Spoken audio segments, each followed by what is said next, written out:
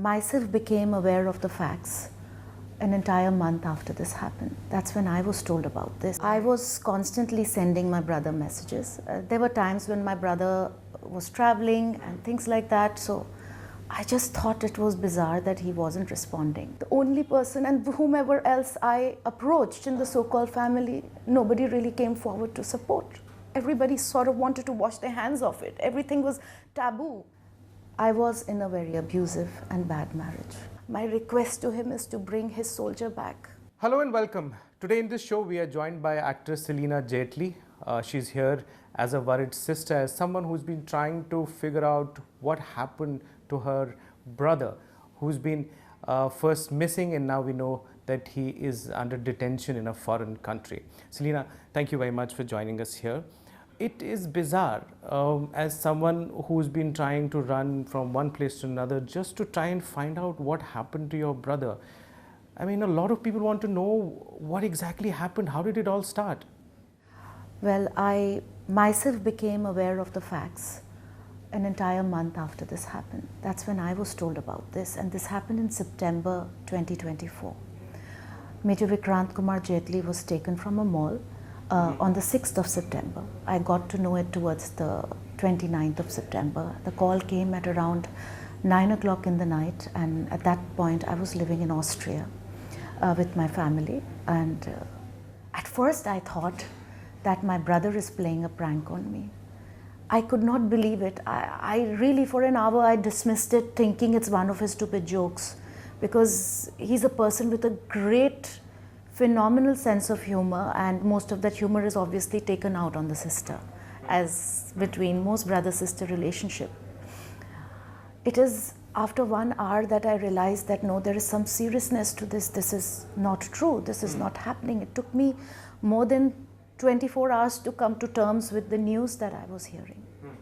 And there were a lot, and still are, a lot of unanswered questions towards the sequence of events leading to him being taken.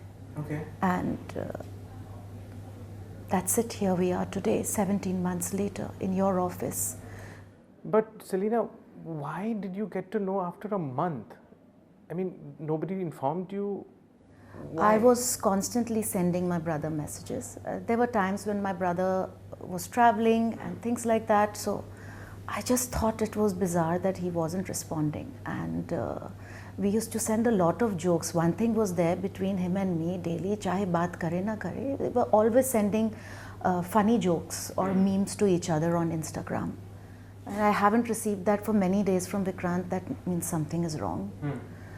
I kept trying to reach him out, and that time I was also going through a very big upheaval in my personal life.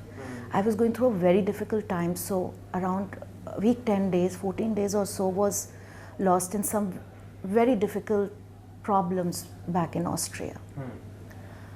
When I received this phone call, I felt like, first I thought it was a prank, as I told you. Then the next day it felt like, what is this, a bizarre script of some movie? What is this? Can this happen? And I still don't have answers. As I told you that I have more questions than I have answers. And I would not like to speculate right now, because it would take us away from the main subject matter, and which is Major Vikrant Kumar Jaitly. Right. His wife was with him at that point of time. Where is she? Why don't we see her in the picture? I mean, you've been fighting everywhere. We see you, all over. Where is she?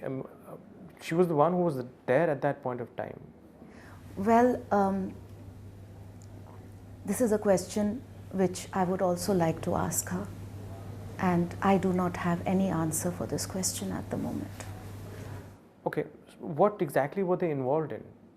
So Vikrant, after he finished his, after he retired from the army, he joined his wife in the Middle East.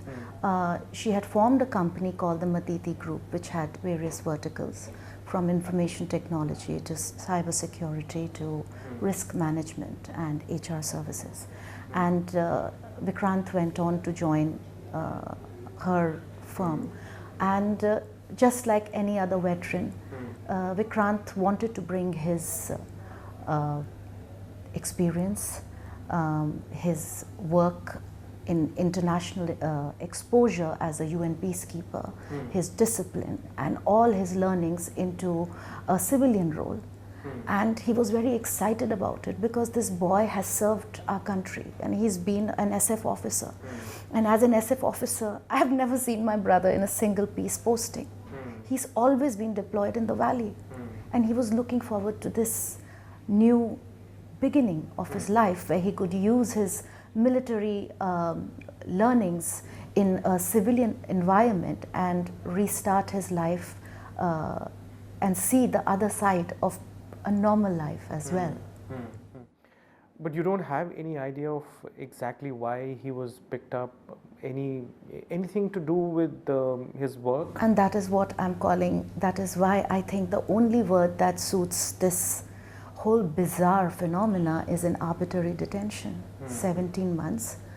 We have only one prosecution number, which also I received only after I put my writ petition in front of the Honorable Delhi High Court and a vague title of national security. That's it. It doesn't define anything. That's bizarre. Coming to the legal battle, why did it take you to knock at the doors of Delhi High Court? Why? I tried to procure within my means every possible recourse available to me.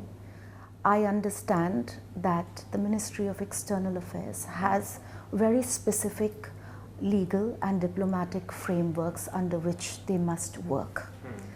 But as a layman, as an outside, and I understand that I have been working with the United Nations also as an equality champion since 2013, and I understand how these frameworks function. But when your only family is involved and is a victim in a foreign land, you don't understand these frameworks. Everything seems very tedious and long and you have no answers. Your questions keep growing. Your thoughts keep running. Where is he? What is happening? Because out of this 17-month-long arbitrary detention, he was for 9 months, we did not know where he was. I tried to look for him everywhere. Whatever resources I had at that moment available to me, there was no record of his arrest anywhere in any police station. There was no prosecution. We just didn't know where he was, and his wife had informed the embassy in the first month when I didn't know of Vikrant's this issue, and she said that they will be sending a note verbal to the MOFA, Ministry of Foreign Affairs in the UAE, and I was very, very determined and that we must file a habeas corpus, but since I was not in the UAE and I was unable to because of my personal circumstances, my lack of funds, my lack of access to funds, and I was in a very difficult situation personally at that point. I did not have the freedom to just wake up and take credit cards and money and take a flight and go. And it was a very difficult situation, but I used whatever means were available to me, writing, calling, knocking on every possible door. I even filed a grievance with the Madad grievance system, following which I started receiving some emails which gave me 2 to 3 lines only of what was happening. Communication, for example, a communication has been sent, the wife has been updated. When your own loved one is gone, taken, that is not enough. Does he have legal access? Is he medically okay? Where is he? Why has it been so long? We can't even go to a police station and file a missing person's report. So these questions just keep growing, and you stop eating food, you stop sleeping, you keep thinking, what next? What will be the next news that I will receive? And that's how I continued my battle till through the Madad grievance portal, I received an update in 2025, end of May, first week of June, that he has been remitted to Wathba Detention Center in Abu Dhabi. And then thereafter, a few consular accesses took place. And I was told, he's fine. And I'm like, he's fine? That's all that? I get as family. That's not enough. He's fine. What is he in for? I repeatedly asked for a detainee number. I read online, we can transfer some money. I had nothing. And there came a point when I just could not take it anymore, because he did not even have the dignity of legal representation, which was badly needed. And then I decided to first flee from the situation I was in Austria. I left at 1 o'clock in the morning, taking the most difficult decisions of my life, because I had learned one thing from my late father, a soldier of the Kumar regiment, that when you're in battle, you have to see the least number of people in an adversary situation should get hit or injured. So I took that decision in the middle of battle, without dragging my children into it, without anything, that if I don't leave Austria, I will not be able to stand up for my brother. I will not be able to fight for him. At 1 o'clock in the night, with hardly any money, with a ticket bought on a credit card, I left Austria and I came to India. The only person, since I don't have any family, the only person, and whomever else I approached in the so-called family, nobody really came forward to support. Everybody sort of wanted to wash their hands of it. Everything was taboo, you know, friends and family and contacts. Nobody wanted to have anything to do with this. So I came. The only people who supported me was my father's regiment officer, Colonel Sarvesh Sharma, VSM, from the Kumar regiment. And my father, when he was dying, he said one thing to me: if something ever happens to your brother and you have no one left, call Colonel Sharma and his wife. And I have grown up in front of them. I called Colonel Sharma, and he immediately got on to seeing what can be like a true military Fauji camaraderie. He said, let's get aligned, let's get organized. And then his son, who's a lawyer, with trilegal now, Suradhish Vats, he introduced me to Raghav Kakar, and he's here amongst us today. And Raghav, who has great respect for the armed forces, was appalled to hear the entire story, that by then it was already 14 months of arbitrary detention. Came on board. We filed a writ petition in front of the Honorable Delhi High Court, and the rest you know. Yeah, you made a very emotive point here, that nobody was there for you. Do you say the same for the fraternity that you come from, industry, Bollywood? Nobody stood with you? Absolutely. I wouldn't like to say relegated to just one industry. This is human nature. And human nature prevails the same everywhere. You can't just say that this is the industry or Fauji community or legal community or Bollywood. No, that is not right. There are people who are standing by me from the industry, have been a big support to me now. But there are people, a lot of people. So there is only 1%. And I think a lot of people hearing me today, when you're really deep in the doldrums, okay, very few people you get to know who is on your side, who is your true friend. Correct. And honestly, I realized I have neither friends nor family. Complete strangers have come and stood by me by a rock and become Vikrant and my family. Our own people left us. We just saw Preity coming out and extending support. Yes. Do you have great She association with her?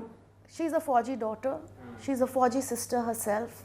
I have great respect for the courage, the dignity of this amazing woman.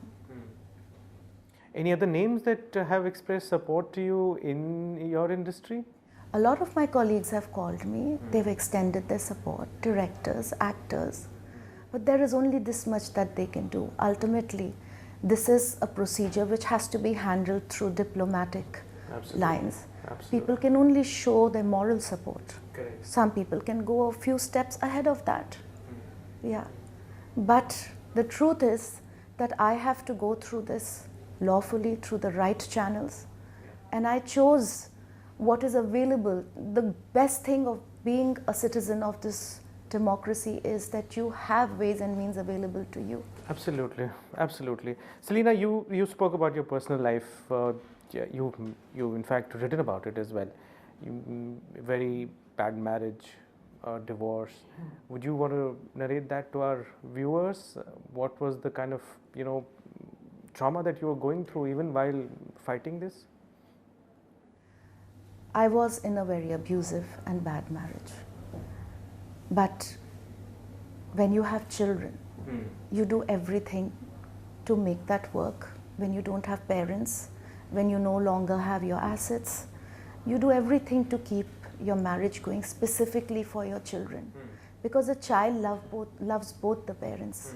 I have 3 beautiful sons, and I haven't been able to reach my sons since I came here. Only 2 days from that, after receiving a special High Court order in Austria, I was able to speak to my children, and that too was cut off abruptly 2 days later. So since I have escaped back to India, I've spoken to my children only twice. And I keep thinking, amidst all these battles that I'm going through, that what my sons are going through. What are they being put through? What do they think about their mother? They are little, they are easily influenced. Right. Maybe one day when they grow up, they will understand the trial and tribulations of their mother. But right now, I have to choose which battle to fight. First. And my brother takes priority. I heard that while you were fighting this, your husband was trying to actually sell off your house in Bombay. Yes, that's true. When I arrived in India, I did not have access to my own house, which I made in 2004 through my hard work. I had to go to the court and receive an injunction to enter my own house. This house, which had the best of luxury cars in its 4 parkings, the best of antiques, the best of furniture, and the most valuable thing in my house were my parents. And I entered this house without any furniture, without any cars, without any money, and without the most valuable jewels of my life, my parents. I returned to India after 15 years. Imagine the only family you have is your brother, and you have to fight to even hear his voice or see where he is.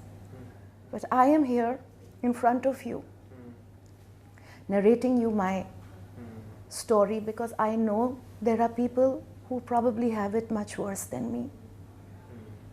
I can only say that you have to soldier on in life, because anyone who's putting you through this anyway wants you gone, wants you collapsed, wants you erased.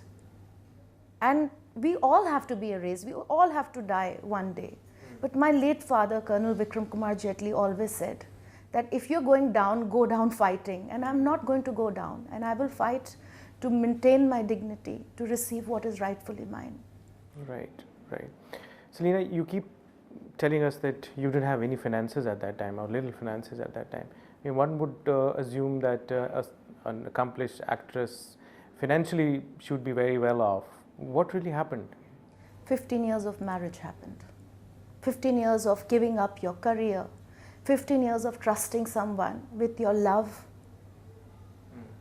Trusting your finances, your properties, everything. That's what happened. Do you now want to make a comeback into your work? Because it's been long that you're off the screens. Absolutely. Of course I want to work.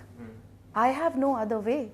So whether someone considers me valid enough for work or not, I will have to create my own work, and I will. What kind of work are you looking at? I'm looking to establish myself as an entrepreneur.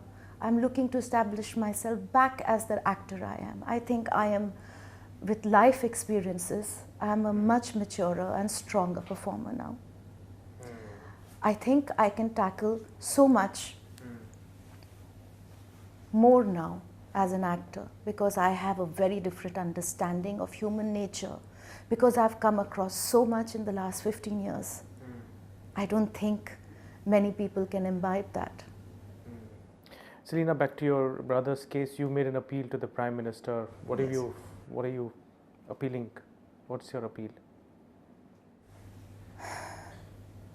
I have great respect for Modi ji. What he's done for our country, what Modi ji has achieved for our country, what he's made of a government for our country. My only request to Modi ji is this, that under his benevolent leadership, no soldier should be left behind in an arbitrary detention without any rights, without anything in a foreign land. My request to him is to bring his soldier back. Our army has thrived, our country is thriving under his leadership. And under his supreme leadership, this soldier who's given his entire youth to the service of our country cannot be left behind in an arbitrary detention like this. I request him heartfelt, as a fourth generation armed forces daughter, that please bring Major Vikrant Kumar Jaitly back. I noticed you wearing these insignias. What are these? The first one is of the Para SF, my brothers. The second one is of the Rajputana Rifles, my grandfathers. And I was wearing the Kumaon Regiment insignia also, which unfortunately fell down in the vehicle while coming to the show. And the Kumaon insignia signifies a man-eating tiger of Kumaon, the lions of Kumaon. And I hold this very proudly close to my chest, because this is what gives me the values, the integrity, the discipline, and the josh to fight on. Otherwise, I do not know if I would be sitting here in front of you today or not. I'm a very, very proud Fauji daughter. My father fought in the 71 war. He was gravely wounded. As a young 21-year-old soldier, his left leg was very badly injured with gunshot wounds, and he had shrapnel wounds all over his body. My grandfather from the Rajputana Rifles fought in the 1962 Chinese aggression and the 65 Indo-Pak War. I come from a great lineage of heroes, and their courage I can't take credit for, but I can take courage from their courage to stand up for my dignity and above all for our nation's soldiers' dignity. Well, Celina, thank you very much for coming here. I wish you all the luck in this fight. I hope there is light at the end of this tunnel, and very soon. All the best. Thank you so much. But before I go, I would like to tell everybody who's hearing me that if you want to honor a soldier, be an Indian worth dying for. That's all. Jai Hind. Thank you. Thank you.